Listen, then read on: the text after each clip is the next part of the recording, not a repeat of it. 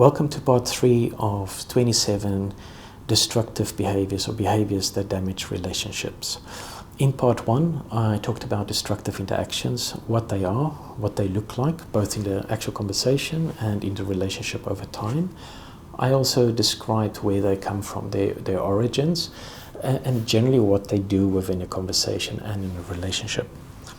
In part 2, I talked about a specific group of destructive interactions. These tend to be more visible, they tend to be more about engaging the other person, and they typically lean towards trying to control and change the other person.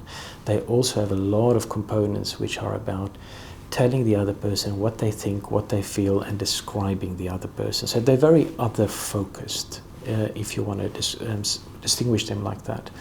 Now, part 3, I'm going to focus on the subset of destructive behaviors that are really focused on closing down or reducing the intensity of the conversation and exiting and managing by basically leaving the relationship or the conversation in some way.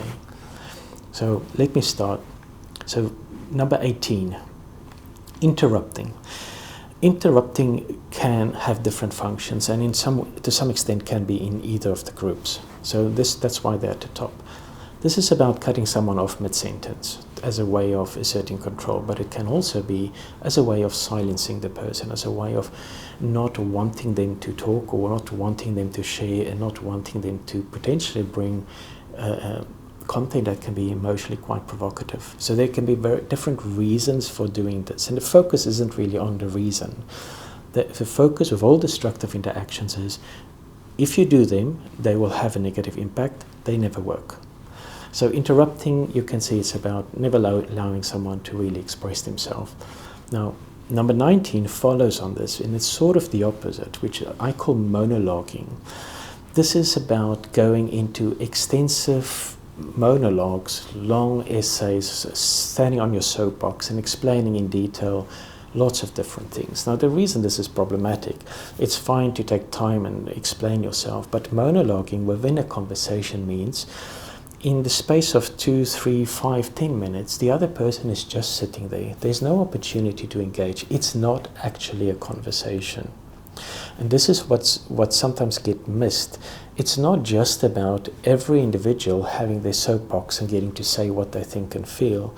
Conversations are reciprocal. They're back and forth. That's where the discomfort, but also the beauty of conversation lies. Monologuing is really imposing your words, imposing your meanings on another person without giving them the opportunity to actually respond. Now, what this also means is the actual essence of what you're trying to communicate simply gets lost. So even for the person engaged in the monologue, there's no positive outcome. For the person who's actually receiving or listening to the monologue, they probably get stuck somewhere within the first sentence on something that was said, potentially another destructive interaction, and they actually miss the whole conversation. Number 20 is silence and stonewalling. Unfortunately, the word stonewalling is used very often as being a behavior done by one person to another person. And of course, this is what a destructive interaction is. It's something one person does to another person. But what can sometimes get lost is potentially where this behavior comes from and why it is happening in the relationship. But the essence of this destructive interaction is really about not speaking, not engaging, whether that is just being there, physically present, but not making eye contact, potentially not responding to what is actually being said, or just complete silence. It also is about a potential punishing behavior of going into silence, of just not engaging. Now, this behavior, although it's not such an obvious behavior, is as provocative and is as much effective in pushing the other person into a survival defensive state. Just because there isn't content doesn't mean it's not corrosive. Whereas part 2, I described all these sort of very active destructive interactions where it's about saying things about the person to the person. Complete silence is as corrosive and destructive in a relationship. Number 21 is disengaging. So you may still be there, but you're mentally or emotionally tuning out.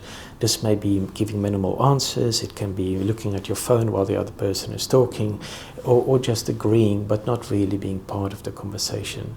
So if you're an onlooker, it may seem that nothing is happening here, but actually what's happening is the person is sort of just giving enough to show they're in the conversation, but it's very clear, again, this is not a conversation. There's not a back and forth. They don't actually bring anything into the conversation. They're sort of tolerating it and waiting for it to get over and be done with. Number 22 is dismissiveness. You can notice now there's a slight difference. It becomes a little bit more active. This is about minimizing or ignoring the person's feelings and concern. It's not like that. Stop overreacting. This may be changing the topic. It's rolling the eyes, or sighing heavily. All of these are sort of ways of dismissing and communicating a message without really necessarily committing as much to the message. But the essence of it is a message that says what you feel or think is really not that important. It's not really such an issue. It may include this, but not necessarily. You're basically overreacting. This element of dismissiveness a lot of people experience, and it's sometimes difficult to pinpoint it. That at what point do I feel that the other person just isn't present in the conversation? They may go through the motions, but if we really unpick it, we can see why disengagement and dismissiveness is often present, because it's not complete silence. It's just enough, but it's actually not a conversation. Number 23 is disqualification. Again, takes another step up. This is really invalidating or denying the other person's emotions or experience. This is, in some extent, stepping in and really saying, no, this is not true. This is not what you're feeling. This is not what's going on in some way. The disqualification means the person doesn't get hurt because whatever they say is not really responded to or is minimized in some way. Number 24, very popular in terms of, we often hear about this in social media posts, gaslighting. What's gaslighting really about? It's where I can focus on, I am making someone doubt reality, but the essence of it is, I disagree from your reality. And I think this is something that sometimes gets lost. Memory is very emotional. What one person remembers, I'm talking about facts, and what another person remembers may be completely different. And sometimes what is called gaslighting is not actually gaslighting. It's just the fact that people do not really remember things in the same way because they do not pay attention to the same parts of a specific event or incident. But leaving that aside, the essence of gaslighting is where I engage with you in a way that questions your perception of what happened, of reality, of facts, and of memory. And this is really difficult for a conversation because when we cannot even agree on what actually happened, there's no way, no possible way we can ever have a conversation of why it happened and what happened for each of us. So when there's a disagreement of actual facts, we really need to stop the conversation and understand what is happening there. Number 25 is leaving. It's very simple. If all of these interactions have something in common, it's about reducing intensity. Now, it may be reducing intensity by disqualifying or dismissing the importance or the urgency of things, or just disqualifying and rejecting that this actually even happened. Leaving is about leaving the conversation, whether that is walking out, whether that is getting in your car and going for a drive, and whether that is going in and staying in a hotel for 3 days. Leaving is very powerful because just of one of many things that it triggers for a lot of people is they are left with everything they are feeling and the other person just exits. And this can trigger quite profound sense of abandonment and similar things if that was part of a person's formative experiences. Now, the last two have a slight different feel, but they're very important. Number 26 is toxic positivity. Toxic positivity is this sort of forcing optimism, this simply not able to say and acknowledge that things are not okay.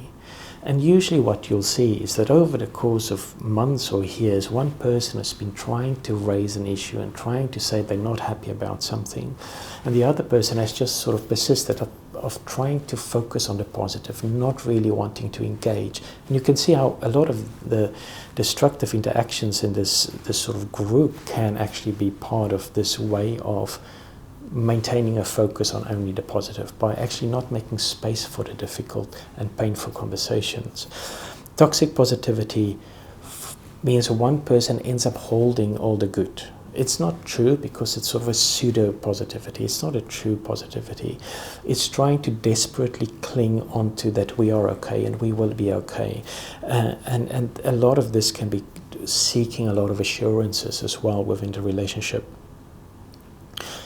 And number 27, which can go with this, is over-promising. Over-promising is, again, a response to the other person, where you may be agreeable and you promise, and you constantly go into a position where you make commitments to do things and work on things. So it is sort of a rolling over and agreeing and submitting. The problem is it's not true, because that's usually not what the person truly feels. It's a conversational behavior that is part of the behavior of the other person.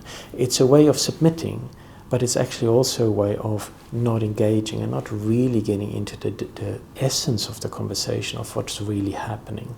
So over-promising is really about relationships where they constantly get to a point where one person or both people make all these promises and commitments of changing, but nothing really happens, because the actual content isn't discussed in a way that's truly reflective of the experiences of both people.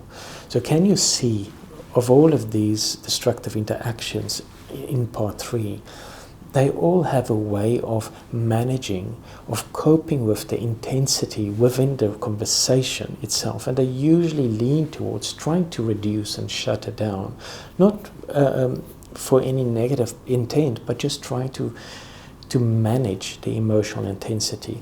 Whereas part 2, the other destructive interactions, really what they do is substantially increase the emotional intensity within the room, in the conversation, and for the other person.